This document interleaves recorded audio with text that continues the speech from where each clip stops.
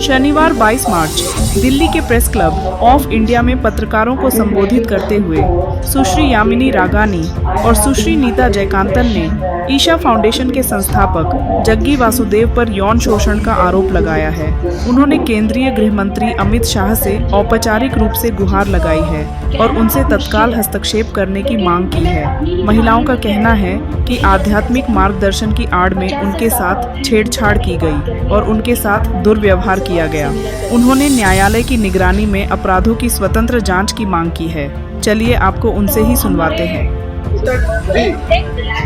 उस एविडेंस में मेरा नाम भी आपने सुना होगा, मैं भी बोल रही थी लास्ट में। एक जो हमें एविडेंस दिया है कि ये जो बातें हैं ये बनावटी नहीं है, ये बातें हुई हैं और ये बातें सच हैं।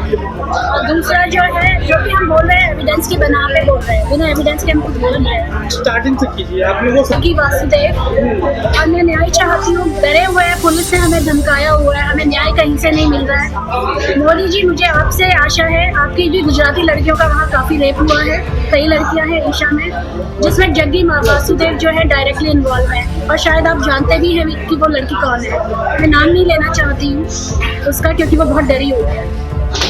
और आप बहुत सारे विक्टिम्स, बहुत सारे डरे काफी लेबनीज वुमेन्स हैं जिनका यौन शोषण हो रहा है कि हम पब्लिक ने ये कह दिया कि फाउंडेशन अच्छा नहीं है, तो हमारे ऊपर कितना जुल्म किया जा रहा है। इसी से हम प्रार्थना करते हैं कि प्रधानमंत्री जी से हम प्रार्थना करते हैं कि हमको कुछ प्रोटेक्शन दे और हमको न्याय दे। हमें न्याय चाहिए, हमारे बच्चों को न्याय चाहिए।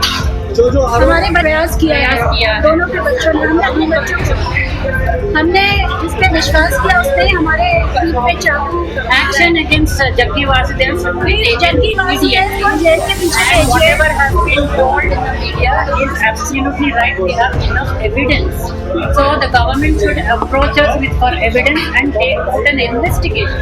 A CBI investigation is necessary for such a high level organization में, इतना high level organization में इंटर स्टेट के हो रहे हैं, ये केसेस तो इंटर स्टेट्स के हैं, तो उसको तो इंडिपेंडेंट इन्वेस्टिगेशन होना चाहिए, नेशनल इन्वेस्टिगेशन होना चाहिए, क्योंकि ये ज्यूरिसडिक्शन था, वो ज्यूरिसडिक्शन तक हमको भागने के लिए इतना वक्त भी नहीं है और इतना पैसा भी नहीं है। आप इतना बड़ा आप खुद सर जी, रेप के लिए कैसे एविडेंस हो सकता है? रेप के लिए तो एविडेंस तो हो नहीं सकता ना।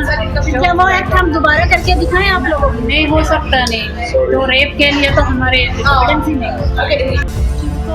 अब मामले की सत्यता तो जांच के बाद ही सामने आएगी, लेकिन इन दोनों महिलाओं ने जो आरोप लगाए हैं वो कहीं न कहीं सवाल तो खड़े करते हैं। प्राइम टाइम हिंदी की रिपोर्ट।